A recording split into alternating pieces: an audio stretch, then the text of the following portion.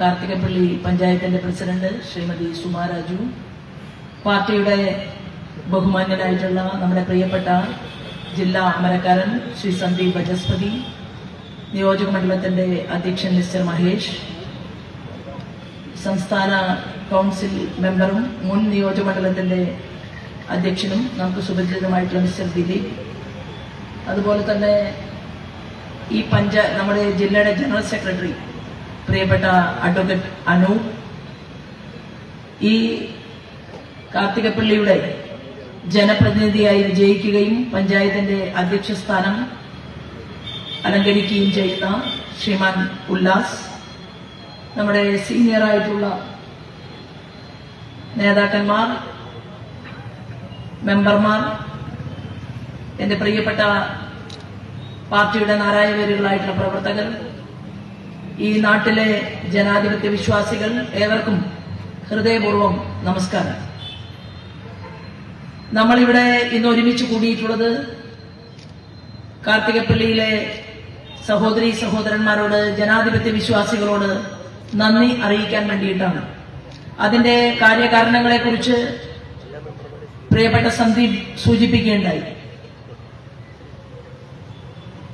തെരഞ്ഞെടുപ്പിൽ ഭാരതീയ ജനതാ പാർട്ടിയുടെ പാർലമെന്റ് തെരഞ്ഞെടുപ്പ് നടക്കുന്ന സമയത്ത് നമ്മൾ ഈ പഞ്ചായത്തിൽ, ഈ നിയോജക മണ്ഡലത്തിലെ ഏറ്റവും വലിയ ഒരു ഫ്ലക്സ് ബോർഡ് സ്ഥാപിക്കാൻ ശ്രമിച്ചു. ആ ഫ്ലക്സ് ബോർഡ് സ്ഥാപിക്കാൻ ശ്രമിച്ചപ്പോൾ ഒരു ദിവസം രാത്രി വളരെ ദുഃഖത്തോടു കൂടിയിട്ട് ശ്രീമതി സുമയും അതുപോലെ തന്നെ ഉല്ലാസും എന്നെ വിളിക്കുകയുണ്ടായി. വിളിച്ചിട്ട് പറഞ്ഞു, നമ്മൾ വളരെ കഷ്ടപ്പെട്ട് വെച്ച ഫ്ലക്സ് ബോർഡ് അവർ കുത്തിക്കീറി. പക്ഷെ ഞങ്ങൾ വീണ്ടും ഇതിനേക്കാൾ വലിയ ഒരു ഫ്ലക്സ് ബോർഡ് ഞങ്ങൾ പ്രവർത്തകന്മാരുടെ കയ്യിൽ നിന്ന് പൈസ പിരിച്ചിട്ടാണെങ്കിലും ഞങ്ങൾ വെക്കും, ഞങ്ങൾ അവർക്ക് മറുപടി കൊടുക്കും എന്ന് പറയുകയുണ്ടായി. ആ സമയത്ത് ഞാൻ ശ്രീമാൻ ഉല്ലാസിനോട് പറഞ്ഞു, കാർത്തികപ്പള്ളി പഞ്ചായത്തിലോ അല്ലെങ്കിൽ ആലപ്പുഴ പാർലമെന്റ് മണ്ഡലത്തിലോ നിങ്ങൾ സ്നേഹിക്കുന്ന നിങ്ങളുടെ സ്ഥാനാർത്ഥിയായിട്ടുള്ള എന്റെ ഒരു ഫ്ലക്സ് ബോർഡ് കുത്തിക്കീറിയാലും ജനങ്ങളുടെ ഹൃദയത്തിൽ നിങ്ങൾ ഭാരതീയ ജനതാ പാർട്ടിയുടെ നമ്മുടെ താമര ചിഹ്നം ഫ്ലക്സ് ബോർഡാക്കി അവരുടെ ഹൃദയത്തിനകത്ത് വെച്ചാൽ നമുക്ക് ജനങ്ങളുടെ മനസ്സിൽ ഇടമുണ്ടാകും എന്ന് ഞാൻ അവരെ സമാധാനിപ്പിക്കാനായിട്ട് പറഞ്ഞു. എനിക്ക് ഉറപ്പായി കാർത്തികപ്പള്ളി പഞ്ചായത്തിലെ ജനാധിപത്യ വിശ്വാസികളുടെ ഹൃദയത്തിൽ നിങ്ങൾ താമര ചിഹ്നം രേഖപ്പെടുത്തി. അതിന് നിങ്ങൾ ശ്രീമാൻ നരേന്ദ്രമോദിയെ കുറിച്ച് സംസാരിച്ചു. അതിന് നിങ്ങൾ അവിടുത്തെ ജനങ്ങളോട് പറഞ്ഞു, ഈ രാജ്യത്തിന്റെ ഭരണകൂടത്തെ നയിച്ചുകൊണ്ട് ശ്രീമാൻ നരേന്ദ്രമോദിയും ഭരണകൂടവും മുന്നോട്ട് പോകുമ്പോൾ നമ്മുടെ കുട്ടികൾക്ക്, നമ്മുടെ ടെക്നോളജിസ്റ്റുകൾക്ക്, നമ്മുടെ ഉദ്യോഗസ്ഥന്മാർക്ക്, നമ്മുടെ കർഷകർക്ക്, നമ്മുടെ അധ്യാപകന്മാർക്ക്, നമ്മുടെ ശാസ്ത്രജ്ഞന്മാർക്ക് ശ്രീമാൻ നരേന്ദ്രമോദി കൊടുക്കുന്ന പദ്ധതികളെ കുറിച്ച് നിങ്ങൾ ജനങ്ങളുമായി ആശയവിനിമയം നടത്തി. ഈ രാജ്യം, നമ്മുടെ രാജ്യം ഓട്ട മത്സരത്തിൽ 11ാം സ്ഥാനത്തായിരുന്നു ശ്രീമാൻ നരേന്ദ്രമോദി അധികാരത്തിൽ വരുന്ന സമയത്ത്. ഇവിടുത്തെ കോൺഗ്രസുകാരനും ഇവിടുത്തെ മാർക്സിസ്റ്റുകാരനും പരസ്പരം രാത്രിയിൽ സന്ധി സംഭാഷണം ചെയ്യുന്നവരാണ്.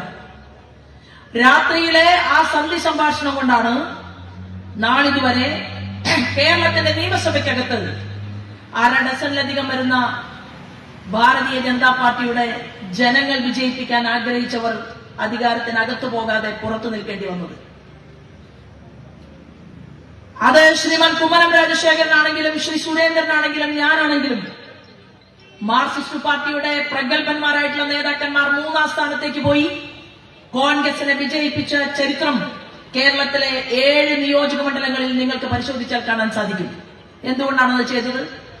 7 നിയോജക മണ്ഡലങ്ങളിൽ ഭാരതീയ ജനതാ പാർട്ടിയുടെ MLA-മാർ ഉണ്ടാകാൻ കേരളത്തിലെ ജനങ്ങൾ ആഗ്രഹിച്ചപ്പോൾ ആ ജനങ്ങളുടെ ജനാധിപത്യത്തെ അട്ടിമറിച്ചുകൊണ്ട് അവിടെ പണാധിപത്യം കൊണ്ടും അതുപോലെ തന്നെ രാത്രിയുടെ യാമങ്ങളിൽ സന്ധി സംഭാഷണം നടത്തിക്കൊണ്ട് കോൺഗ്രസുകാരൻ മാർക്സിസ്റ്റുകാരനെ വിജയിപ്പിച്ചു, മാർക്സിസ്റ്റുകാരൻ കോൺഗ്രസുകാരനെ വിജയിപ്പിച്ചു. ഞാൻ നിങ്ങളുടെ മുന്നിൽ ആ ഉദാഹരണം പറയാം. തിരുവനന്തപുരത്ത് കഴക്കൂട്ടത്ത് ശ്രീമാൻ കടകംപള്ളി സുരേന്ദ്രനെതിരെ ഞാൻ സ്ഥാനാർത്ഥിയായിരുന്നു. അവിടെ കടകംപള്ളി സുരേന്ദ്രനെതിരെ മുട്ടാൻ കോൺഗ്രസിന്റെ നേതൃത്വം ഏൽപ്പിച്ചത് അറിയപ്പെടുന്ന ഒരു കോൺഗ്രസുകാരനെ അല്ല. എന്തായിരുന്നു കാരണം? കാരണം മറുഭാഗത്ത് ബിജെപിയുടെ സ്ഥാനാർത്ഥിയായിട്ട് മത്സരിക്കുന്നത് ശോഭാ സുരേന്ദ്രനാണ്. ശോഭാ സുരേന്ദ്രന് കടകംപള്ളി സുരേന്ദ്രനും തത്തുല്യമായിട്ടുള്ള ഒരാളെ മറുഭാഗത്ത് നിർത്തിയിരുന്നുവെങ്കിൽ ആ തെരഞ്ഞെടുപ്പിൽ വിജയിച്ച് ഞാൻ അസംബ്ലിക്കകത്ത് പോകുമായിരുന്നു. അതിന് അവസരമൊരുക്കാതിരിക്കാൻ വേണ്ടി അണിയറ അവിശുദ്ധ സഖ്യമുണ്ടാക്കി അവിടെ നിങ്ങളും ഞാനും അറിയാത്ത ഒരു കോൺഗ്രസുകാരനെ സ്ഥാനാർത്ഥിയാക്കി. അങ്ങനെ രണ്ടാം സ്ഥാനത്ത് വന്നു. അതിന്റെ 5 വർഷം മുമ്പ് ഞാൻ മത്സരിച്ചത് പാലക്കാടായിരുന്നു. പാലക്കാട് നിയോജകമണ്ഡലത്തിലേക്ക് ഞാൻ ചെല്ലുമ്പോൾ പാലക്കാടിലെ ജനങ്ങൾക്ക് ആഗ്രഹമുണ്ടായി ശോഭാ സുരേന്ദ്രൻ വിജയിച്ച് കേരളത്തിന്റെ നിയമസഭയിൽ പോകണം എന്ന്. അപ്പൊ മാർക്സിസ്റ്റ് പാർട്ടിയുടെ വലിയ നേതാക്കന്മാർ ഒരുമിച്ച് ഗൂഢാലോചന നടത്തി. കോൺഗ്രസിന്റെ നേതാക്കന്മാർ ആലോചന നടത്തി. അങ്ങനെ അവർ തീരുമാനമെടുത്തു. എന്താണ്? 12 വർഷം ഇന്ത്യൻ പാർലമെന്റിൽ മാർക്സിസ്റ്റ് പാർട്ടിയെ പ്രതിനിധീകരിച്ച പ്രഗത്ഭനായിട്ടുള്ള ലീഡർ എന്ന് അവർ തന്നെ പറഞ്ഞ NN കൃഷ്ണദാസ് ആയിരുന്നു മാർക്സിസ്റ്റ് പാർട്ടിയുടെ സ്ഥാനാർത്ഥി. മറുഭാഗത്ത് ഷാഫി മത്സരിച്ചു. ഞാൻ തെരഞ്ഞെടുപ്പുമായി മുന്നോട്ട് പോയി. തെരഞ്ഞെടുപ്പ് ചൂടുപിടിച്ചു. 1ാം പാദവും 2ാം പാദവും കഴിഞ്ഞ് തെരഞ്ഞെടുപ്പിൽ വിജയിക്കുമെന്നുള്ള ഘട്ടം വന്നപ്പോൾ NN കൃഷ്ണദാസിന്റെ മാർക്സിസ്റ്റ് പാർട്ടി അവർ തീരുമാനിച്ചു ശോഭ ഒരു കാരണവശാലും വിജയിച്ച് കേരള നിയമസഭ കാണാൻ പാടില്ല എന്ന് തീരുമാനമെടുത്തുകൊണ്ട് NN കൃഷ്ണദാസിന്റെ ആ മുന്നിലുള്ള വലിയ നേതാക്കന്മാർ അവിടെ നിന്ന് സെക്രട്ടേറിയറ്റിന്റെ അകത്തളങ്ങളിൽ നിന്ന് വിളിച്ചു പറഞ്ഞു ഒരു കാരണവശാലും ബിജെപി വിജയിക്കരുത്. അങ്ങനെ എന്ത് ചെയ്തു? മാർക്സിസ്റ്റ് പാർട്ടിയുടെ കുറച്ച് വോട്ടുകൾ UDFന് മറച്ചു കൊടുത്തുകൊണ്ട് ഷാഫി പറമ്പലിനെ വിജയിപ്പിച്ചു. ഇത് തന്നെയാണ് മഞ്ചേശ്വരത്ത് സുരേന്ദ്രനും സംഭവിച്ചത്. ഇത് തന്നെയാണ് മലമ്പുഴയിൽ കൃഷ്ണകുമാറിന് സംഭവിച്ചത്. ഇത് തന്നെയാണ് രാജേട്ടനും സംഭവിച്ചത്. പക്ഷേ പ്രിയപ്പെട്ടവരെ, നിങ്ങൾ ഞങ്ങളെ 1/2 ഡസനിലധികം വരുന്ന ആളുകളെ പരാജയപ്പെടുത്താൻ കോൺഗ്രസുകാരനും മാർക്സിസ്റ്റുകാരനും ശ്രമിച്ചപ്പോ, അവരുടെ തീരുമാനപ്രകാരം ചില ആളുകളെങ്കിലും പ്രവർത്തിച്ചപ്പോ ഇന്നെന്ത് സംഭവിച്ചു? കേരള നിയമസഭയില് തന്നിഷ്ടക്കാരനായ, ദുർവാശിക്കാരനായ, അഴിമതിക്കാരനായ, അമേരിക്കയിൽ ഇരുന്നു കൊണ്ട് കേരളം ഭരിക്കണമെന്ന് ആഗ്രഹിക്കുന്ന കമ്മ്യൂണിസ്റ്റ് പാർട്ടിയുടെ നേതാവ് എന്ന് പോലും പറയാൻ സാധിക്കാത്ത പിണറായി വിജയന്റെ മുന്നിൽ നാട്ടല്ലോടെ എഴുന്നേറ്റ് നിന്നുകൊണ്ട് 2 അക്ഷരം പറയാൻ ഒരുത്തനുമില്ലാതായി പോയി ഈ കേരള നിയമസഭയിൽ എന്നുള്ളതാണ് നിങ്ങൾക്കുണ്ടായിട്ടുള്ള ശാപം. അതല്ലേ കേരളം കണ്ടത്? ഇപ്പോ അയ്യപ്പന്റെ കട്ടിലപ്പാളി പൊളിക്കുന്നു. ഇന്നിവിടെ ധാരാളം ആളുകൾ വിളിച്ചു പറഞ്ഞു ഞങ്ങൾ ഈ പരിപാടിക്ക് വരില്ല. എന്താ വരാത്തതിന്റെ കാരണം? കാരണം ഞങ്ങൾക്ക് ക്ഷേത്രത്തിൽ ഒരു വലിയ ചടങ്ങ് നടക്കുകയാണ്. സന്തോഷം.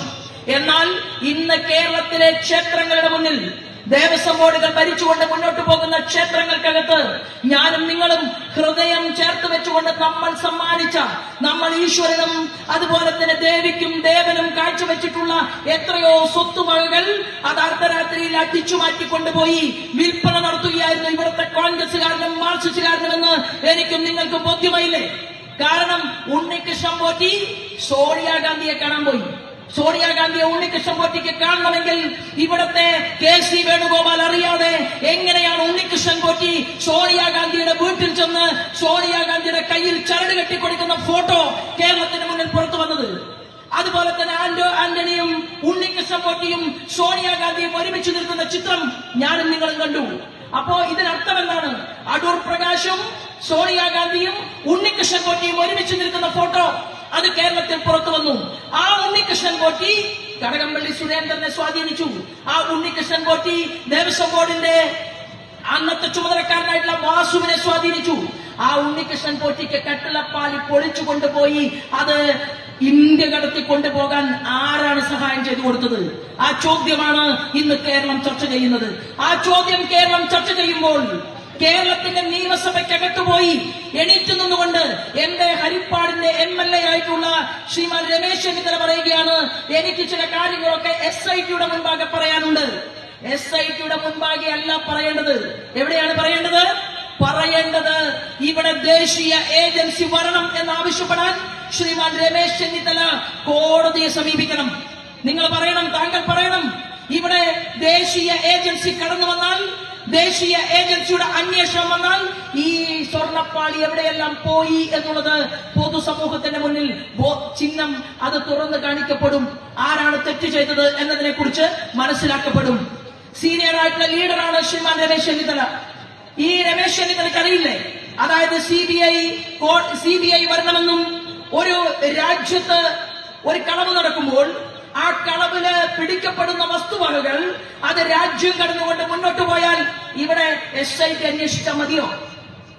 കള്ളനെ പിടിക്കാൻ പറ്റുമോ? പറ്റില്ല എന്ന് 100 വട്ടം അറിയാവുന്ന ആളാണ് പഴയ ആഭ്യന്തര വകുപ്പ് മന്ത്രി രമേശ് ചെന്നിത്തല ആണല്ലോ. അപ്പൊ ഹോം മിനിസ്റ്ററായിട്ട് ഇരിക്കുമ്പോൾ അങ്ങേക്കറിയില്ലേ, കേരളത്തിന്റെ നിയമസഭയ്ക്കകത്ത് കേരളത്തിന്റെ മുഖ്യമന്ത്രി ആവശ്യപ്പെടണം, അതല്ലെങ്കിൽ കോടതി പറയണം. അങ്ങനെ ഉണ്ടായാൽ മാത്രമേ ഒരു അന്വേഷണ ഏജൻസി ഈ കാര്യത്തെക്കുറിച്ച് കൃത്യമായി അന്വേഷിക്കുമെന്ന് ബോധ്യമുണ്ടായിട്ടും പിണറായി വിജയന്റെ പോലീസിനെ വിശ്വസിച്ചുകൊണ്ട് മുന്നോട്ട് പോകാൻ മാത്രം മടയനാണോ? ഹരിപ്പാട് നിന്നും നിങ്ങളുടെ ഇവിടുത്തെ ജനാധിപത്യ വിശ്വാസികൾ വിജയിപ്പിച്ചിട്ടുള്ള ശ്രീമാൻ രമേശ് ചെന്നിത്തല ഈ ചോദ്യം കേരള രാഷ്ട്രീയം ചർച്ച ചെയ്യുകയാണ്. പ്രിയപ്പെട്ട സുഹൃത്തുക്കളെ, ഇവിടെ മനുഷ്യർക്ക് കേന്ദ്ര ഗവൺമെന്റ് കൊടുത്ത കോടിക്കണക്കിന് രൂപ അത് നിങ്ങൾ അടിച്ചു മാറ്റിയെടുത്തു. പല വകുപ്പുകളിലൂടെയും നിങ്ങളത് കോടികൾ ദുർവ്യയം ചെയ്തു. ഇന്ന് കേരളം രക്ഷപ്പെടുന്നില്ല. കാർത്തികപ്പള്ളിയെ കുറിച്ച് പറഞ്ഞില്ലേ? കാർത്തികപ്പള്ളി പഞ്ചായത്തിനകത്ത് നാളിതുവരെ വികസന പ്രവർത്തനങ്ങൾ നടന്നിട്ടില്ല. ആ വികസന പ്രവർത്തനങ്ങൾ നടത്താൻ വേണ്ടിയിട്ടാണ് കാർത്തികപ്പള്ളിയിൽ ഭാരതീയ ജനതാ പാർട്ടിയുടെ നേതൃത്വത്തിൽ ഒരു ഭരണകൂടം അരങ്ങേറുന്നത് എന്ന് പറഞ്ഞാൽ, പഞ്ചായത്ത് പ്രസിഡന്റ് മാത്രമുണ്ടായാൽ വികസന പ്രവർത്തനങ്ങൾ നടക്കണമെങ്കിൽ ഞാൻ ഉല്ലാസിനോട് പറയാൻ ആഗ്രഹിക്കുന്നത്, നിങ്ങൾക്ക് ശോഭാ സുരേന്ദ്രനോ അല്ലെങ്കിൽ ശ്രീ വി മുരളീധരനോ വ്യക്തികൾ ആരുമാകട്ടെ, ഈ കാർത്തികപ്പള്ളി ഈ ഹരിപ്പാട് നിയോജക മണ്ഡലത്തിനകത്ത് വരാൻ പോകുന്ന അസംബ്ലി തെരഞ്ഞെടുപ്പിൽ ഒരു MLA ഉണ്ടായാൽ കാർത്തികപ്പള്ളിയെ കൈയിനടിയിൽ വെച്ച് പൂവിട്ട് പൂജിച്ച് ഇവിടുത്തെ ജനങ്ങൾക്ക് ആവശ്യമായിട്ടുള്ള വികസനത്തിന് ആവശ്യമായിട്ടുള്ള പണം കൊണ്ടുവരാൻ ആ MLAക്ക് സാധിക്കും എന്നുള്ള കാര്യത്തിൽ തർക്കമില്ല. ഇവിടെ വരാൻ പോകുന്ന നാളുകളിൽ ഒരു പാർലമെന്റ് തെരഞ്ഞെടുപ്പ് നടക്കും. ആ പാർലമെന്റ് തെരഞ്ഞെടുപ്പിലും ജനങ്ങൾ ഹൃദയപൂർവ്വം ഭാരതീയ ജനതാ പാർട്ടിയുടെ NDAയുടെ ഒരു ലീഡറെ തെരഞ്ഞെടുത്താൽ ഇവിടെ നിന്ന് വിജയിച്ചു പോയാൽ ഇന്ത്യയുടെ പ്രധാനമന്ത്രിയുടെ മുന്നിൽ എണീറ്റ് നിന്നുകൊണ്ട് കാര്യങ്ങൾ ബോധ്യപ്പെടുത്താൻ ഭാരതീയ ജനതാ പാർട്ടിക്ക് സാധിക്കും. ഞാൻ പറയാൻ ആഗ്രഹിക്കുന്നത്, അമ്പലത്തിലെ കേസ് പറയുമ്പോൾ നമ്മൾ പറയും അവർ ഹിന്ദു വർഗീയവാദികളാണ്. ആര്? ഭാരതീയ ജനതാ പാർട്ടിക്കാർ, RSSകാർ. ഞങ്ങൾ അമ്പലത്തിലെ കേസ് മാത്രമല്ല പറയുന്നത്, ഞങ്ങളെക്കാൾ വലിയ RSSകാരനാണ് ശ്രീമാൻ നരേന്ദ്രമോദി, അല്ലെ?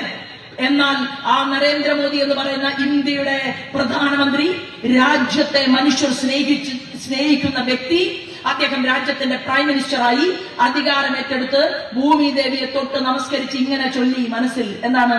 സമുദ്രവസനേ ദേവി പർവ്വതസ്തന മണ്ഡിതേ വിഷ്ണുപത്നി നമസ്തുഭ്യം പാദസ്പർശം ക്ഷമസ്വമേ എന്ന് ചൊല്ലിയിരിക്കാം. ഞാൻ കരുതുകയാണ് നമ്മൾ ആരും ശബ്ദം കേട്ടില്ല, വാക്കുകൾ കേട്ടില്ല. എന്നാൽ അമ്മയുടെ ശരീരത്തെ തൊട്ട് നമസ്കരിച്ച് അകത്തേക്ക് പോകുന്ന നരേന്ദ്രമോദിയെ ലോകത്തെ മുഴുവൻ മാധ്യമങ്ങളും കണ്ടു. ആ മാധ്യമങ്ങൾ അദ്ദേഹത്തിന്റെ പ്രസംഗം കേൾക്കാൻ കാതോർത്തു. കാരണം രാജ്യത്തിന്റെ പ്രതിപക്ഷം പറഞ്ഞത്, നരേന്ദ്രമോദി എന്ന് പറയുന്ന RSSകാരൻ ഇന്ത്യയുടെ പ്രധാനമന്ത്രിയായാൽ മുസ്ലിങ്ങൾക്ക് പള്ളിയിൽ പോകാൻ വെള്ളിയാഴ്ച ഉണ്ടാക്കില്ല, പ്രചരിപ്പിച്ചില്ലേ? നരേന്ദ്രമോദി എന്ന് പറയുന്ന മനുഷ്യൻ ഇന്ത്യയുടെ പ്രധാനമന്ത്രിയായാൽ ഇവിടുത്തെ ന്യൂനപക്ഷങ്ങൾ അവർ വേദനിക്കപ്പെടും, പറഞ്ഞില്ലേ? നിങ്ങളുടെ ആക്ഷേപത്തെ അധിക്ഷേപത്തെ എല്ലാം സഹിച്ചുകൊണ്ട് രാജ്യത്തിന്റെ പ്രൈം മിനിസ്റ്ററായിട്ട് മുന്നോട്ട് പോയിട്ടുള്ള ശ്രീമാൻ നരേന്ദ്രമോദിയുടെ ആദ്യത്തെ പ്രഖ്യാപനം എന്തായിരുന്നുവെന്നറിയുമോ? 60 വർഷത്തിലധികം നമ്മുടെ പ്രിയപ്പെട്ട, നിങ്ങളുടെ പ്രിയപ്പെട്ട നാട്ടുകാരൻ ശ്രീമാൻ രമേശ് ചെന്നിത്തലയുടെ വലിയ നേതാക്കന്മാർ ഈ കേരള ഇന്ത്യ രാജ്യത്തെ ഭരിച്ചുകൊണ്ട് മുന്നോട്ട് പോയപ്പോൾ 60 വർഷക്കാലം അഴിമതി നടത്തിയ ഈ രാജ്യത്തിന്റെ ഭരണകൂടത്തെ ശ്രീമാൻ അടൽ ബിഹാരി വാജ്പേയിയുടെ കരങ്ങളിൽ ഏൽപ്പിച്ചു രാജ്യത്തെ ജനത. അദ്ദേഹം 13 ദിവസവും 13 മാസവും അങ്ങനെ എല്ലാം കൂട്ടിയാൽ 7 വർഷത്തോളം ഈ രാജ്യത്തിന്റെ പ്രധാനമന്ത്രിയായി അധികാരത്തിൽ വന്നു. അന്ന് അദ്ദേഹം പറഞ്ഞ എന്താണെന്നറിയുമോ? സമൂഹത്തിൽ ഏറ്റവും ആവശ്യത അനുഭവിക്കുന്നവർ, സമൂഹത്തിലെ കർഷകർ, ഈ രാജ്യത്തിന് വേണ്ടി അതിർത്തിയിൽ കാവൽ നിൽക്കുന്ന പട്ടാളക്കാർ, ഓരോ നാട്ടിലും പൊട്ടാത്ത ഉണ്ട പോലീസിന്റെ കയ്യിൽ കൊടുത്തുകൊണ്ട് കള്ളനെ പിടിക്കണമെന്ന് ആവശ്യപ്പെട്ടുകൊണ്ട് മുന്നോട്ട് പോകുന്ന ചില പ്രമാണിമാരായ മുഖ്യമന്ത്രിമാരുള്ള നാട്. ഇതിനെയെല്ലാം നോക്കിക്കൊണ്ട് അടൽ ബിഹാരി വാജ്പേയി പറഞ്ഞത്, നമ്മുടെ രാജ്യത്തിന്റെ സുരക്ഷിതത്വത്തിന് കാവൽ നിൽക്കുന്ന പട്ടാളക്കാരനും പോലീസുകാരനും അതുപോലെ തന്നെ ഇവിടുത്തെ കർഷകനും ഇവിടുത്തെ ഏറ്റവും സമൂഹത്തിന്റെ അടിത്തട്ടിൽ ജീവിക്കുന്നവരും ഇവിടുത്തെ ഓരോ മനുഷ്യരെയും ചൂണ്ടിക്കൊണ്ട് അദ്ദേഹം പറഞ്ഞു, എന്താണ്? സർവശിക്ഷാ അഭിയാൻ, എല്ലാവർക്കും വിദ്യാഭ്യാസം കൊടുക്കണം, ഏകാധ്യാപക പാഠശാല. എന്താണ്? ഒരു കുട്ടിയുണ്ടെങ്കിലും ആ കുട്ടിയെ പഠിപ്പിക്കാൻ അധ്യാപകനും അധ്യാപികയും അങ്ങോട്ടേക്ക് ചെല്ലുന്ന ഏകാധ്യാപക പാഠശാല. റോഡിൽ കിടന്നുറങ്ങുന്ന നോക്കാൻ ആളില്ലാത്ത വൃദ്ധനും വൃദ്ധയ്ക്കും അന്നപൂർണ പദ്ധതി കൊണ്ടുവന്ന വാജ്പേയി ലോകം ഉറ്റുനോക്കുന്ന സമയത്ത് ഭീകരവാദികളോട് വെല്ലുവിളിക്കുകയല്ല ചെയ്തത്. ഭീകരവാദികളോട് നമ്മുടെ നരേന്ദ്രമോദിയുടെ ഗുരുവര്യനായിട്ടുള്ള അടൽ ബിഹാരി വാജ്പേയി പറഞ്ഞത്, ഇത് ഭാരതമാണ്, ഞങ്ങൾ ധർമ്മത്തെ പുനഃസ്ഥാപിക്കാൻ വേണ്ടിയിട്ട് അവതരിച്ചിട്ടുള്ള സാക്ഷാൽ കൃഷ്ണന്റെ നാടാണ് ഈ ഭാരതം. അതിനർത്ഥം യേശുദേവന്റെ നാടല്ല എന്നല്ല. അതിനർത്ഥം ഇസ്ലാമികൾ വിശ്വസിക്കുന്ന അള്ളാഹു നമുക്കെതിരാണ് എന്നല്ല. 33 കോടി ദൈവങ്ങളെ ഹൃദയത്തിൽ വെച്ച് ആരാധിക്കുന്ന ഞങ്ങൾക്ക് ഒരു യേശുദേവനോ ഒരു അള്ളാഹുവോ എതിരല്ല. എന്നാൽ ശ്രീമാൻ നരേന്ദ്രമോദി പറഞ്ഞത്, ഈ രാജ്യത്തിന് ദ്രോഹം ചെയ്യുന്ന, ഈ രാജ്യത്തെ പട്ടാളക്കാരുടെ വീര്യം ചോർക്കാൻ പരിശ്രമിക്കുന്ന, ഈ രാജ്യത്തെ പോലീസ് അധികാരികളെ രാഷ്ട്രീയത്തിന്റെ ചവറ്റുകുട്ടയിലേക്ക് വലിച്ചെറിയാൻ പരിശ്രമിക്കുന്നവർക്കെതിരെയുള്ള പോരാട്ടമാണ് ഈ രാജ്യത്തുണ്ടാകേണ്ടത്. ഈ രാജ്യം വികസിക്കപ്പെടണം. അങ്ങനെ അദ്ദേഹം കൊണ്ടുവന്ന പദ്ധതികളുടെ ആ പദ്ധതികളുടെ ബാക്കിപത്രമാണ് പ്രിയപ്പെട്ടവരെ ശ്രീമാൻ നരേന്ദ്രമോദിയുടെ പ്രവർത്തനം. അദ്ദേഹം അധികാരത്തിൽ വന്ന 7 വർഷം ഈ രാജ്യത്തെ ഭരിച്ചു മുന്നോട്ട് പോയപ്പോൾ ലോകരാജ്യങ്ങൾ അത്ഭുതത്തോടുകൂടി നമ്മുടെ അടൽ ബിഹാരി വാജ്പേയിയെ നോക്കിക്കണ്ടുവെങ്കിൽ ആ നല്ല ഭരണത്തെ അട്ടിമറിക്കാൻ വേണ്ടി കാർത്തികപ്പള്ളിയില് BJPയുടെ പഞ്ചായത്തിനെ, നമ്മുടെ ഭരണത്തെ അട്ടിമറിക്കാൻ വേണ്ടി രാത്രിയിൽ ചർച്ച ചെയ്യുന്ന ചില കെങ്കേമന്മാരെ പോലെ അടൽ ബിഹാരി വാജ്പേയിയുടെ ഭരണകൂടത്തെ അട്ടിമറിക്കാൻ കേരളത്തിൽ നിന്ന് അരിവാൾ ചുറ്റിക നക്ഷത്രത്തിൽ ജയിച്ചു പോയിട്ടുള്ള വലിയ സഖാക്കന്മാരുണ്ടായിരുന്നു. അവർ അവിടെ ഗൂഢാലോചന നടത്തി. ഡൽഹിയിൽ ഗൂഢാലോചന നടത്തിയത് ആരോടാണ്? സോണിയ മാഡത്തിനോടാണ്. അങ്ങനെ കോൺഗ്രസിന്റെ നേതാവായ സോണിയ മാഡവുമായി ഈ രാജ്യത്ത് വിവിധ സ്ഥലങ്ങളിൽ നിന്ന് ജയിച്ചു പോയിട്ടുള്ള സീതാറാം യെച്ചൂരിയുടെ പാർട്ടി, അതുപോലെ തന്നെ നമ്മുടെ കഴിഞ്ഞ കാലത്തെ ഹർകിഷൻ സുർജിത്തിന്റെ പാർട്ടി, അല്ലെ, ഈ കേരളത്തിൽ മൺമറഞ്ഞു പോയിട്ടുള്ള ഒട്ടനവധി മാർക്സിസ്റ്റ് പാർട്ടിയുടെ നേതാക്കന്മാരുടെ ആശയത്തെ, ചിന്തകളെ കാറ്റിൽ പറത്തിക്കൊണ്ട് ഇവിടെ നിന്ന് അരിവാൾ ചുറ്റിക നക്ഷത്രത്തിൽ വോട്ടും വാങ്ങി നിങ്ങൾ ജയിച്ചത് കോൺഗ്രസിനെ വിജയിപ്പിക്കാനല്ല, കോൺഗ്രസിനെതിരായിട്ടുള്ള ആശയപരമായ പോരാട്ടത്തിന്റെ പരിണിതഫലമായിട്ടാണ് കേരളത്തിൽ MP-മാരുണ്ടായത് മാർക്സിസ്റ്റ് പാർട്ടിക്ക്. എന്നാൽ നിങ്ങൾ അടൽ ബിഹാരി വാജ്പേയിയുടെ ഭരണം, BJP നേതൃത്വം നൽകുന്ന NDA ഗവൺമെന്റിന്റെ ഭരണം, അത് തുടരാതിരിക്കാൻ വേണ്ടി നിങ്ങൾ ഡൽഹിയിൽ പോയി 1ാം UPA ഗവൺമെന്റിനെ പിന്താങ്ങി. ഇവിടുത്തെ മാർക്സിസ്റ്റ് പാർട്ടിയുടെ മുഴുവൻ MP-മാരും എന്ത് സംഭവിച്ചു? എന്താ സംഭവിച്ചത്? നിങ്ങൾ വിരലിൽ എണ്ണാവുന്ന ആളുകളായി കുറഞ്ഞുപോയി. പടവലങ്ങ പോലെ നിങ്ങളുടെ പാർട്ടി ഇന്ത്യൻ ജനാധിപത്യത്തിൽ താഴേക്ക് പോയി. പാർലമെന്റിലും രാജ്യസഭയിലും നിങ്ങൾക്ക് ആളില്ലാതെ പോയി. കാരണം നിങ്ങൾ ഇവിടുത്തെ പാവപ്പെട്ട കോറിനോടും കാളിയോടും ഷാജഹാനോടും പാപ്പച്ചനോടും നിങ്ങൾ പറഞ്ഞത് നിങ്ങൾ സാധാരണക്കാരന്റെ പാർട്ടിയാണ് എന്നാണ്. നിങ്ങൾ പറഞ്ഞത് പട്ടിണി ജാഥ നയിച്ച AK ഗോപാലിന്റെ പാർട്ടിയാണ് മാർക്സിസ്റ്റ് പാർട്ടി എന്നാണ്. ആ നിങ്ങൾ സ്റ്റാലിന്റെ ഉറയിലിട്ട വാള് ഊരിക്കൊടുക്കാൻ വേണ്ടി അഖിലേന്ത്യാ തലത്തിൽ നിന്ന് രാഹുൽ ഗാന്ധി വന്നപ്പോ അവിടെ ചെന്ന് ആ വാള് ഊരാൻ പരിശ്രമിക്കുന്ന പിണറായി വിജയനെ എനിക്കും നിങ്ങൾക്കും ദേശീയ രാഷ്ട്രീയത്തിൽ കാണാൻ സാധിച്ചു. നിങ്ങൾ ഇന്ത്യ മുന്നണിയുടെ ഭാഗമായി മാറി. എന്നാൽ കേരളത്തിൽ മാത്രം നിങ്ങൾ ഇവിടുത്തെ ജനങ്ങളുടെ ചോദ്യങ്ങൾക്ക് ഉത്തരം പറയാൻ സാധിക്കാതെ ശ്രീമാൻ രമേശ് ചെന്നിത്തലയും പിണറായി വിജയനും ഇപ്പോഴും രണ്ടായി നിൽക്കുകയാണ്. ശരീരം മാത്രമാണ് രണ്ട്. എന്നാൽ KC വേണുഗോപാലിനോട് എന്താണോ സോണിയ മാഡം പറയുന്നത്, അത് തന്നെയാണ് ശ്രീമതി സോണിയ പിണറായി വിജയനോടും പറയുന്നത്. അതാണ് കേരളത്തിന്റെ രാഷ്ട്രീയം. ആ രാഷ്ട്രീയത്തെ മനസ്സിലാക്കുമ്പോൾ ഞങ്ങൾ ഇവിടുത്തെ ജനങ്ങളോട് ചോദിക്കുന്ന ചോദ്യം എന്താണെന്ന് അറിയുമോ? ഞങ്ങൾ വികസനം ചെയ്തതിന് ഒരു വോട്ട്, അതാണ് ഞങ്ങൾ ചോദിക്കുന്നത്. അതിനാണ് നിങ്ങൾ വോട്ട് നൽകിയത്. UPA ഗവൺമെന്റിന്റെ കാലത്തിൽ റെയിൽവേ വികസനം മുരടിച്ചു. 10 വർഷക്കാലം അടൽ ബിഹാരി വാജ്പേയി മുന്നോട്ട് നയിച്ച ആ വികസനത്തെ 10 വർഷക്കാലം മൻമോഹൻ സിംഗ് എന്ന് പറയുന്ന സോണിയ മാഡം റിമോട്ട് കയ്യിലെടുക്കുമ്പോൾ മാത്രം ചലിക്കുന്ന ഒരു പ്രധാനമന്ത്രിയായിരുന്നു ശ്രീമാൻ മൻമോഹൻ സിംഗ്. ആ മൻമോഹൻ സിംഗ് നല്ല മനുഷ്യനായിരുന്നു, നല്ല എക്കണോമിസ്റ്റ് ആയിരുന്നു. എന്നാൽ കാലിനടിയിൽ മണ്ണ് പുരണ്ടിട്ടില്ല, കർഷകന്റെ വേദന അറിയില്ല, മുന്തിയ യൂണിവേഴ്സിറ്റിയിൽ പഠിച്ചു. അതിനു മുൻപും പാടം കണ്ടിട്ടില്ല, മരങ്ങളെ കണ്ടിട്ടില്ല, പ്രകൃതി കണ്ടിട്ടില്ല. അങ്ങനെയുള്ള വലിയ സാമ്പത്തിക ശേഷിയുള്ള മിസ്റ്റർ മൻമോഹൻ സിംഗിനോട് സോണിയ മാഡം പറഞ്ഞ സ്ഥലങ്ങളിൽ എല്ലാം ഒപ്പുവെച്ചു കൊടുത്ത ആ 10 വർഷത്തെ ഭരണത്തിൽ കേരളത്തിന്റെ റെയിൽവേ വികസനത്തിന് വേണ്ടി കിട്ടിയത് 372 കോടി രൂപയാണ്. പ്രിയപ്പെട്ടവരെ, ആ 372 കോടി രൂപ 10 വർഷം കേരളത്തിന്റെ റെയിൽവേ വികസനത്തിന് വേണ്ടി കൊടുത്തപ്പോ 2000ത്തിന്റെ തുടക്കത്തിൽ അനുവദിച്ച എറണാകുളം കോട്ടയം കായംകുളം പാത ഇരട്ടിപ്പിക്കൽ പൂർത്തിയാകാതെ കിടന്നു, അനങ്ങിയില്ല. പുനലൂർ ചെങ്കോട്ട പോലുള്ള പാതകൾ അത് ഡീസൽ പാതകളായി തുടർന്നു, അനക്കം വെച്ചില്ല. എന്നാൽ ഞാൻ പറയാൻ ആഗ്രഹിക്കുന്നു, സാങ്കേതിക വിദ്യ നവീകരിച്ചുകൊണ്ട് പുതിയ സർവീസുകൾ അനുവദിക്കാൻ കാര്യമായിട്ടുള്ള പുരോഗതി നടപ്പിലാക്കിക്കൊണ്ട് ഇന്നത്തെ ക്യാബിനറ്റ് മിനിസ്റ്റർ അശ്വിനി വൈഷ്ണവിന്റെയും മുൻകാല റെയിൽവേ മന്ത്രിയുടെയും ഒക്കെ നേതൃത്വത്തിൽ NDA ഗവൺമെന്റിന്റെ റെയിൽവേയോടുള്ള കമ്മിറ്റ്മെന്റ് ഉണ്ടായപ്പോൾ എത്ര വന്നു? 7 മടങ്ങ് തുക വർദ്ധിപ്പിച്ചുകൊണ്ട് 2744 കോടി രൂപ, 372 കോടി രൂപ രമേശ് ചെന്നിത്തലയുടെ കോൺഗ്രസ് കേരളത്തിന് കൊടുത്തപ്പോ, പ്രിയപ്പെട്ടവരെ, 2744 കോടി ഈ കേരളത്തിന്റെ വികസന പ്രവർത്തനത്തിന് വേണ്ടി റെയിൽവേ മേഖലയ്ക്ക് വേണ്ടി നരേന്ദ്രമോദി കൊടുത്തു. നിങ്ങൾ ഒരാളെ പോലും MP ആക്കാൻ പരിശ്രമിച്ചത് കൊണ്ടല്ല കൊടുത്തത്.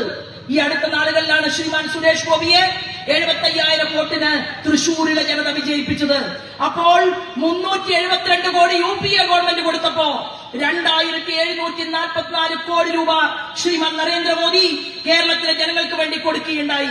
2022 ബ്രോഡ് ഗേജ് പാതകളുടെ 100% വൈദ്യുതീകരണം പൂർത്തിയാക്കിയിട്ടുള്ള സംസ്ഥാനങ്ങളുടെ കൂട്ടത്തിൽ കേരളം തലയെടുപ്പോടുകൂടി നിൽക്കുന്നത് പിണറായി വിജയന്റെ ഗോവിന്ദമാഷയുടെ അപ്പം വെക്കാനുള്ള പദ്ധതി കൊണ്ടല്ല, ഈ കേന്ദ്ര ഗവൺമെന്റിന്റെ കർശനമായിട്ടുള്ള നടപടിക്രമങ്ങൾ കൊണ്ടാണ്.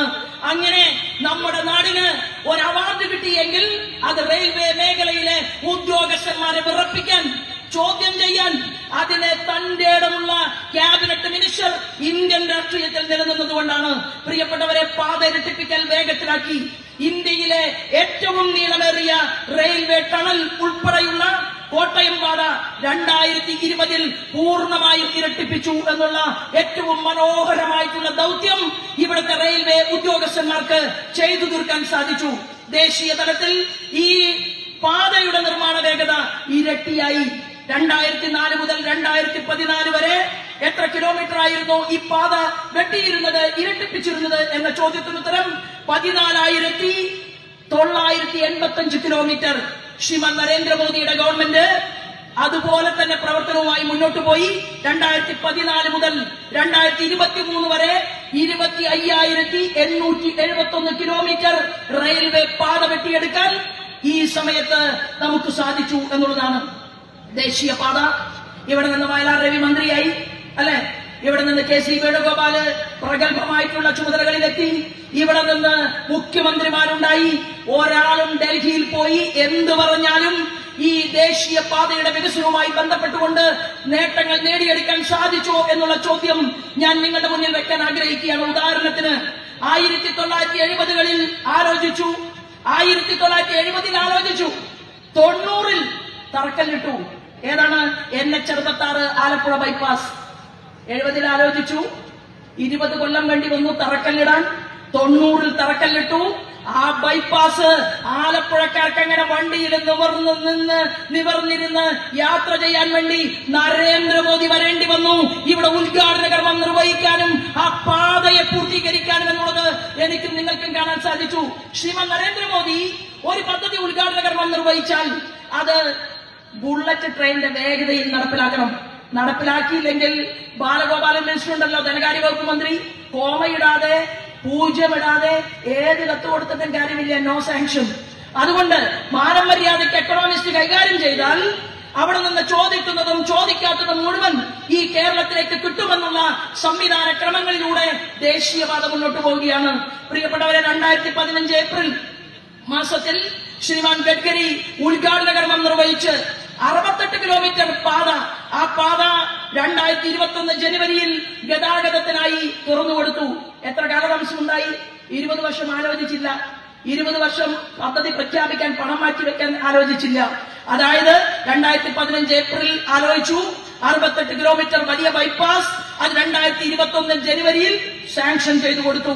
ഗ്രാമീണ റോഡുകൾ, അത് കാർത്തികപ്പള്ളിയിലെ ഉല്ലാസം ശ്രദ്ധിക്കണം. ഗ്രാമീണ റോഡുകൾ എന്ന് പറയുന്നത് ഗ്രാമസഡക് യോജന റോഡുകളാണ്. ആ റോഡുകൾ UPA ഗവൺമെന്റ് 682 കോടി രൂപ ചെലവഴിച്ചാണ് നിർമ്മിച്ചത് കേരളത്തിൽ. എന്നാൽ NDA ഗവൺമെന്റിന്റെ കാലത്ത് നമുക്ക് 1613 കോടി രൂപ ചെലവഴിച്ചുകൊണ്ട് ഗ്രാമീണ സഡക് യോജന റോഡുകൾ നടപ്പിലാക്കിയിട്ടുണ്ട്.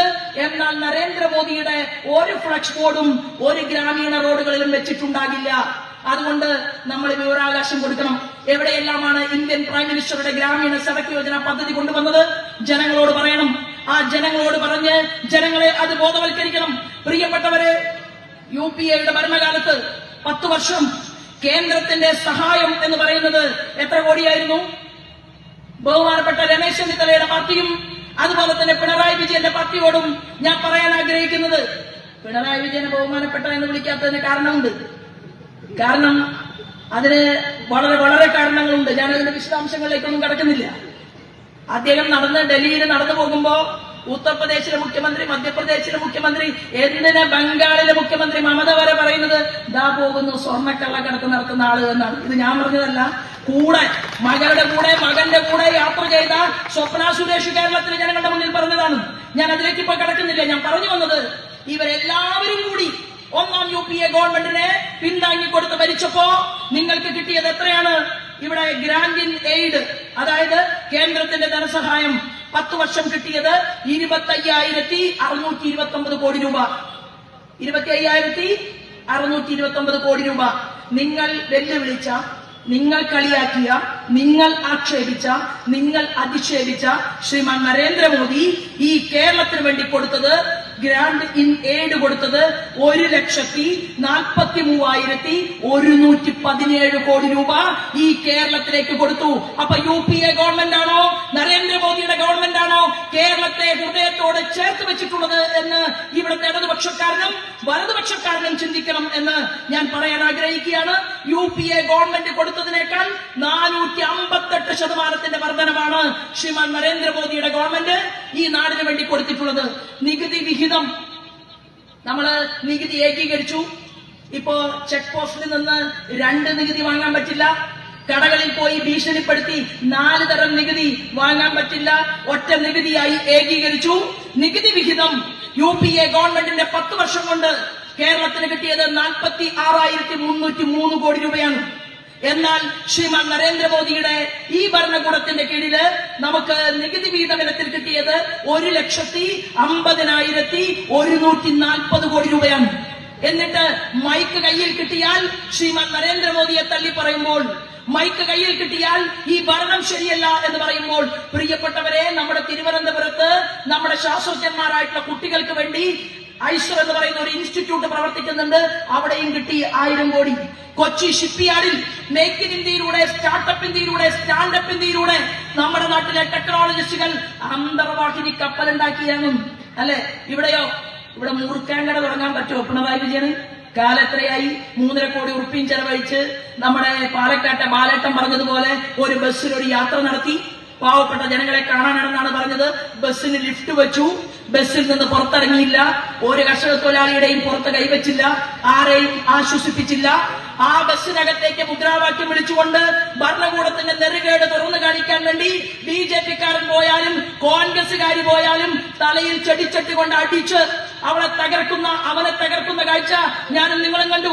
ഇതിനെതിരെ ഈ കേരളത്തിന്റെ വിദ്യാഭ്യാസ സംവിധാനം അത് തരം താഴുകയാണ്, അധപ്പതിക്കുകയാണ് എന്ന് പറഞ്ഞ മുൻ ഗവർണർ ആരിഫ് ഖാനെ ചോദ്യം ചെയ്യാൻ SFI-യുടെയും DYFI-യുടെയും ചെറുപ്പക്കാർ കേരളത്തിൽ അഴിഞ്ഞാട്ടം നടത്തുമ്പോ അവരെ കൈകാര്യം ചെയ്യാൻ പറ്റാതെ പോലീസ് അധികാരികൾ വിറയ്ക്കുന്നത് ഞാനും നിങ്ങളും കണ്ടു.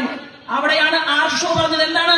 കക്കൂസ് കഴുകാൻ പറഞ്ഞ കക്കൂസ് കഴുകിക്കൊള്ളണമെന്ന് കേരളത്തിലെ തലയിൽ തൊപ്പിവെച്ച യൂണിഫോം അണിഞ്ഞ കാക്കി വസ്ത്രധാരികളായിട്ടുള്ള അഭിമാനത്തിന്റെ സ്തംഭങ്ങളായി മാറേണ്ട പോലീസ് അധികാരികളോട് ഇവിടുത്തെ SFI-ക്കാരനും DYFI-ക്കാരനും പറയുന്നത് ഞാനും നിങ്ങളും ദൃശ്യമാധ്യമങ്ങളിലൂടെ കണ്ടു. ഞങ്ങൾ പറയാൻ ആഗ്രഹിക്കുന്നത്, നിങ്ങൾ അരിവാള് പോലെ കേരളത്തിന്റെ മുഖ്യമന്ത്രി പിണറായി വിജയന്റെ മുന്നില് അവരുടെ പാർട്ടിയുടെ ചിഹ്നമായ അരിവാള് പോലെ നട്ടല് വളച്ചു നിൽക്കുന്നത് പോലീസ് അധികാരികൾ അവസാനിപ്പിച്ചുകൊണ്ട് തലയൊന്നും നിവർത്തി നിന്ന് അപ്പോ ഞങ്ങളും ബഹുമാനിക്കും, ഞങ്ങൾ നിങ്ങൾക്ക് സിന്ദാബാദ് വിളിക്കും. കാരണം എന്താണെന്ന് അറിയുമോ? നിങ്ങളുടെ കാക്കിയുണ്ടല്ലോ, അത് ഞങ്ങളുടെ കുട്ടികളെ ശാഖയില് 5 വയസ്സുള്ളപ്പോ മുതൽ കാക്കി ട്രൗസർ ഇട്ട് കബഡി കബഡി കബഡി എന്ന് പറഞ്ഞ് ഞങ്ങൾ കളിച്ചു മുന്നോട്ട് വന്ന് ഈ രാജ്യത്തിന്റെ ദേശീയതയ്ക്ക് വേണ്ടി പ്രവർത്തിച്ച ആളുകളാണ്. എന്നാൽ പിണറായി വിജയന്റെ പാർട്ടിയിൽപ്പെട്ടവരോട് ഒരു നീതിയും, BJP-യോട് മറ്റൊരു നീതിയും, കോൺഗ്രസിനോട് വേറൊരു നീതിയും, ലീഗിനോട് വേറൊരു നീതിയും എന്നുള്ള രീതിയിൽ പോലീസ് അധികാരികൾ മുന്നോട്ട് പോകുമ്പോൾ അവിടെയാണ് നമ്മൾ തമ്മിൽ പ്രശ്നം. അല്ലാതെ വേറെ ഒരു പ്രശ്നവും കേരള പോലീസും ഭാരതീയ ജനതാ പാർട്ടിയും തമ്മിലില്ല. ഞങ്ങൾ നിങ്ങളുടെ പ്രവർത്തന സ്വാതന്ത്ര്യത്തെ, നിങ്ങളുടെ കഴിവിനെ ഞങ്ങൾ അംഗീകരിക്കുന്നുണ്ട്. എന്നാൽ നിങ്ങളുടെ കയ്യിൽ ആമപ്പൂട്ടിട്ട് പൂട്ടാൻ ഇവിടുത്തെ രാഷ്ട്രീയ കോമരങ്ങൾ പരിശ്രമിക്കുമ്പോൾ ഞങ്ങൾ അതിനെതിരായിട്ട് ശബ്ദിക്കും, സംസാരിക്കും, മുന്നോട്ട് പോകും എന്നുള്ളതാണ്. ഞാൻ ദീർഘമായിട്ട് സംസാരിക്കണമെന്ന് ആഗ്രഹിക്കുന്നില്ല. കാരണം ഇന്ന് ഇവിടെ വിശിഷ്ടമായിട്ടുള്ള ഒരു പരിപാടി നടക്കുകയാണ്. എനിക്ക് കാർത്തികപ്പള്ളിയിലെ ഉല്ലാസിനോട് പറയാനുള്ളത്, നമ്മുടെ ന്യൂനപക്ഷ സഹോദരന്മാരോട് പറഞ്ഞു മനസ്സിലാക്കണം. എന്താണ്? പൗരത്വ നിയമം വന്നപ്പോ അവരോട് കടകൾ അടയ്ക്കാൻ പറഞ്ഞു. അവര് കടകൾ അടച്ചു. അവരോട് പറഞ്ഞു, അബ്ദുട്ടിക്ക, ഷാജഹാനിക്ക, നിങ്ങൾക്ക് നാട് വിട്ടു പോകേണ്ടി വരും. എന്താ കാരണം? പൗരത്വ നിയമം നിങ്ങളുടെ എല്ലാം കണക്കെടുക്കുന്നുണ്ട്. എവിടേക്ക് പോകും? ഇവിടുത്തെ മുസൽമാൻ, ഇവിടുത്തെ ക്രിസ്ത്യാനി, ഇവിടുത്തെ ഹിന്ദു, ഇവിടുത്തെ പാഴ്സി, ഇവിടുത്തെ ജൈനൻ ഒരമ്മ പെറ്റ മക്കളെ പോലെ ഈ രാജ്യത്ത് ജീവിക്കുന്നു. അതുകൊണ്ടാണ് ആദ്യത്തെ പ്രഖ്യാപനം ശ്രീമാൻ നരേന്ദ്രമോദി നടത്തിയത്.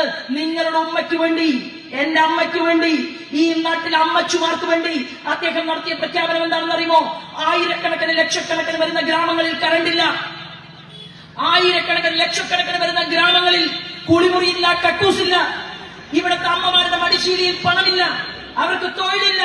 ഈ നാട് 11ാം സ്ഥാനത്ത് സാമ്പത്തിക മേഖലയിൽ കൂപ്പൂത്തിയിരിക്കുകയാണ്. അതാണ് എന്റെ ഒന്നാമത്തെ പ്രയോറിറ്റി, രാജ്യം നോക്കലാണ് എന്നാണ് ശ്രീമാൻ നരേന്ദ്രമോദി പറഞ്ഞത്. അവിടെ നിന്ന് നമ്മൾ തുടങ്ങി. അമേരിക്ക ഞെട്ടി, ബ്രിട്ടൻ ഞെട്ടി, ജപ്പാൻ ഞെട്ടി, ചൈന അതിലേറെ. കമ്മ്യൂണിസ്റ്റ് പാർട്ടിക്ക് ഏറ്റവും ഇഷ്ടം ചൈനയാണ്. പക്ഷെ ചൈനയിലാണ് ഏറ്റവും വലിയ പണക്കാർ. കമ്മ്യൂണിസ്റ്റ് പാർട്ടിയുടെ പോളിറ്റ് ബ്യൂറോ മെമ്പർമാരൊക്കെ, നമ്മുടെ അൻവർ പറഞ്ഞില്ലേ, മലപ്പുറത്തെ അൻവർ പറഞ്ഞത് 20,000 കോടി രൂപ ആഫ്രിക്കയിൽ നിക്ഷേപിക്കാൻ വേണ്ടി ചൈനയിലെയും കേരളത്തിലെയും കമ്മ്യൂണിസ്റ്റ് പാർട്ടിയുടെ സഖാക്കന്മാര് ഇതുപോലെയുള്ള വ്യവസായ പ്രമുഖന്മാരുമായിട്ട് മുന്നോട്ട് പോവുകയാണ്. ഞാൻ പറഞ്ഞു വന്നത്, അങ്ങനെയുള്ള ഒരു നാട്ടിൽ ശ്രീമാൻ നരേന്ദ്രമോദി ഈ രാജ്യത്തിന്റെ പ്രൈം മിനിസ്റ്ററായിട്ട് മുന്നോട്ട് പോകുമ്പോൾ അദ്ദേഹം പറഞ്ഞു, ആരോടുമില്ല പ്രീണനം, എല്ലാവർക്കും തുല്യനീതി. 16 ഇസ്ലാമിക ലോക രാജ്യങ്ങളുടെ ബഹുമതി ശ്രീമാൻ നരേന്ദ്രമോദിയെ തേടിയെത്തി. അദ്ദേഹം ഏതൊരു വിദേശ ഇസ്ലാമിക രാജ്യം അവിടെ സന്ദർശിക്കുമ്പോഴും ആത്മാഭിമാനം കൊണ്ട് ഇന്ത്യയിൽ നിന്ന് ജോലി ചെയ്യാൻ വേണ്ടി പോയിട്ടുള്ള ഓരോ മുസൽമാന്റെയും ഹൃദയം നിറയുകയാണ്. അവൻ അഭിമാനത്തോടുകൂടിയാണ് ലോകരാജ്യങ്ങളിൽ ജീവിക്കുന്നത്. ആ ശ്രീമാൻ നരേന്ദ്രമോദിയുടെ ഭാരതം, നമ്മുടെ ഭാരതം, ഷാജഹാന്റെയും രാമകൃഷ്ണന്റെയും പാപ്പച്ചന്റെയും ഭാരതം, ഈ രാജ്യമുണ്ടല്ലോ, 11ാം സ്ഥാനത്തെ ഓട്ടം നിർത്തി ലോകത്തിന്റെ ഏറ്റവും മുന്തിയ ഫിനാൻസ് ഇൻസ്റ്റിറ്റ്യൂട്ട് നമ്മുടെ രാജ്യത്തെ കുറിച്ച് പറഞ്ഞത് ഇന്ത്യ 4ാം സ്ഥാനത്തെത്തിയിരിക്കുകയാണ് സാമ്പത്തിക മേഖലയിൽ. അവിടെ നിന്ന് 3ാം സ്ഥാനത്തേക്ക് എത്തുമോ എന്ന് ലോകരാജ്യങ്ങൾ ഇപ്പോൾ റിസർച്ച് ചെയ്യുകയാണ്. വരാൻ പോകുന്ന 5 വർഷം കൊണ്ട് ഞാൻ എന്റെ നാടിനെ നിർണായകമായ പദവിയിലെത്തിക്കുമെന്ന് പറഞ്ഞ ആരാധനായിട്ടുള്ള ശ്രീമാൻ നരേന്ദ്രമോദിയുടെ വാക്കുകളെ ഉൾക്കൊണ്ടുകൊണ്ട് ഒറ്റ കാര്യത്തിൽ മാത്രമാണ് നമ്മുടെ എതിർപ്പ്. ഭീകരവാദികൾക്ക് നമ്മൾ എതിരാണ്. ഭീകരവാദം എന്താണ്? ഭീകരവാദം എന്ന് പറയുന്നത് തലയിൽ തട്ടമിട്ട ഷെയ്ഖ് ഹസീനയെ വെടിവെച്ചു കൊല്ലണമെന്ന് ഇസ്ലാം ഭീകരവാദികൾ ചിന്തിക്കുകയാണ്. അവർക്ക് മതമില്ല, അവർക്ക് ജാതിയില്ല. അവർ ആ ഷെയ്ഖ് ഹസീനയെ കൊല്ലാൻ തീരുമാനിച്ചപ്പോ ആ ഷെയ്ഖ് ഹസീനയ്ക്ക് വാതിൽ തുറന്നു കൊടുത്തുകൊണ്ട് അഭയമരുളിയത് RSSകാരനായ ശ്രീമാൻ നരേന്ദ്രമോദിയാണ്. പ്രിയപ്പെട്ടവരെ, അതുകൊണ്ട് നിങ്ങളെ ഭീകരവാദികൾ തെറ്റിദ്ധരിപ്പിക്കാൻ പരിശ്രമിക്കുമ്പോ നിങ്ങൾ പറയണം, നമുക്ക് ഭീകരവാദം വേണ്ട, നിങ്ങളുടെ മതം നിങ്ങൾക്കും അവന്റെ മതം അവനും എന്ന് പറഞ്ഞുകൊണ്ട് മതം മനുഷ്യനെ നന്മയിലേക്ക് നയിക്കുന്ന പാത മാത്രമാണ് എന്നുള്ള പോയിന്റ് മുന്നിൽ വെച്ചുകൊണ്ട് ഇവിടുത്തെ ഇസ്ലാമും ക്രിസ്ത്യാനിയും ഹിന്ദുവും ഒരുമിച്ച് ചേർന്നുകൊണ്ട് നാടിന്റെ വികസന പ്രവർത്തനങ്ങൾക്ക് വേണ്ടി മുന്നോട്ട് പോകണമെന്നും കാർത്തികപ്പള്ളിയിലെ ഈ ജനാധിപത്യ സംരക്ഷണത്തിന്റെ കവചമായി മാറിയിട്ടുള്ള ഈ സഹപ്രവർത്തകർക്ക് സഹായം നൽകണമെന്നും അപേക്ഷിക്കാൻ വേണ്ടിയിട്ടാണ് ഞാനിവിടെ എത്തിച്ചേർന്നിട്ടുള്ളത്. തീർച്ചയായിട്ടും അങ്ങനെ സംഘടിപ്പിക്കപ്പെട്ടിട്ടുള്ള ഈ വേദിയിൽ എത്തിച്ചേർന്ന മുഴുവൻ ജനാധിപത്യ വിശ്വാസികളോടും അതുപോലെ തന്നെ എന്റെ പ്രിയപ്പെട്ട അമ്മമാരോടും സഹോദരന്മാരോടും സ്നേഹപൂർവ്വം നന്ദി അറിയിച്ചുകൊണ്ട് മറ്റൊരവസരത്തിൽ നമ്മൾ വീണ്ടും കാണാം എന്ന് പറഞ്ഞുകൊണ്ട് ഞാൻ എന്റെ വാക്കുകൾ കേട്ടതിന് നിങ്ങൾക്ക് സ്നേഹത്തിന്റെ പൂച്ചെണ്ടുകൾ സമ്മാനിച്ചുകൊണ്ട് നന്ദി അറിയിച്ചുകൊണ്ട് ഞാൻ എന്റെ വാക്കുകൾ നിർത്തുന്നു. വന്ദേ മാതരം.